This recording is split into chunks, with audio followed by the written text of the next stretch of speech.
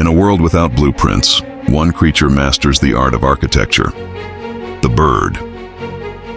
With no tools, no hands, just a beak and instinct sharper than a craftsman's blade, these feathered engineers build homes that defy wind, rain, and time. They borrow the fur of beasts, soft, warm, and perfect for cradling fragile eggs. Others strip the midveins of leaves, nature's hidden threads, flexible, light, and unbreakable. Some weave hanging fortresses that sway but never fall. Others sculpt with mud and spit, creating walls stronger than stone. And the tiny hummingbird? It stitches spider silk and moss into a nest smaller than a teacup, yet strong enough to cradle life.